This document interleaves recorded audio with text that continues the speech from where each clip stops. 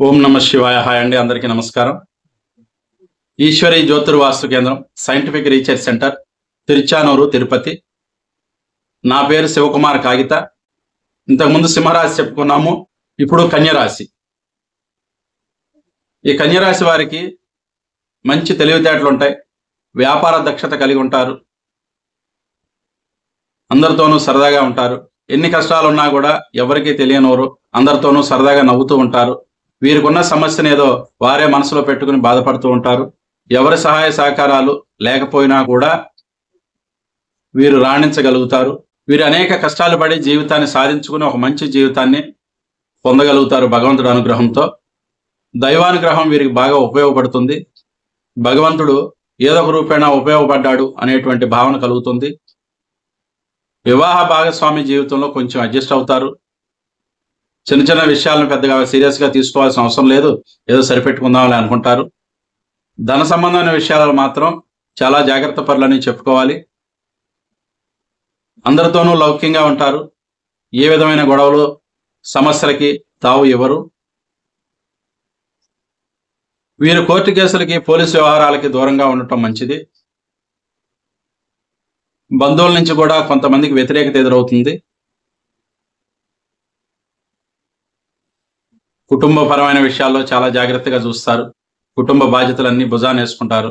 ఏ విషయాన్నైనా నేను చూసుకోవాలి, నాకు తప్పదన్నట్టుగా వ్యవహరిస్తారు.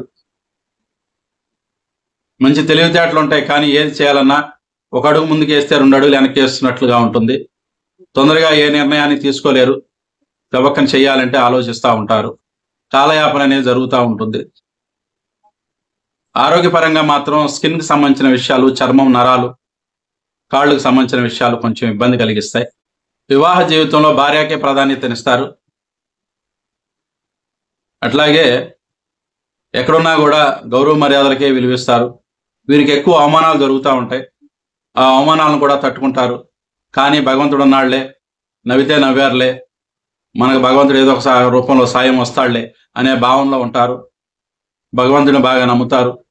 అట్లాగే ధనపరంగా ఎక్కువ నష్టపోతారు. నమ్మి ఎవరికైనా ఇస్తే వీరికి ధనపరమైన విషయాల్లోనే ఎక్కువ సమస్యలు వస్తూ ఉంటాయి. తొందరగా వీరు ఇచ్చిన డబ్బులు రావు. వీరు ఇవ్వాల్సి వస్తే మాత్రం ఎవరు ఆగరు అన్నట్టుగా ఉంటుంది. ధన లావాదేవీల విషయంలో చాలా జాగ్రత్తగా ఉండాలి. వీరికి కోపం అసలు రాదు. ఇక వచ్చిందంటే కోపం ఎంతకైనా తెగించేటట్లుగా ఉంటారు. వృత్తికి సంబంధించిన విషయాల్లో ఒక మంచి లైన్ అనేది ఎంచుకుంటారు. ఉద్యోగం చేసినా ఏది చేసినా కూడా వారికి సంతృప్తిగా ఉండాలి. సంతృప్తి లేకపోతే వారికి ఏ విధంగానూ సరిపెట్టుకోలేరు. అలాగే స్నేహితులు ఎక్కువే ఉంటారు. వీరికి స్నేహపూర్వకంగా అందరితోనూ మంచిగా ఉంటారు. భార్య తరపు ఆస్తులు కలిసి వచ్చే వాళ్ళు ఎక్కువ మంది ఉంటారు. అట్లాగే 5, 6, 8 లక్కీ నెంబర్స్ వీరికి. పచ్చ, తెలుపు, నీలం రంగులు కలిసి వస్తాయి. బుధవారం, శుక్రవారం, శనివారం అనుకూలంగా ఉంటుంది.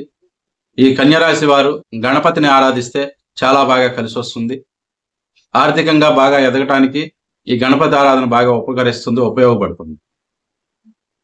Thank you. నమస్కారం.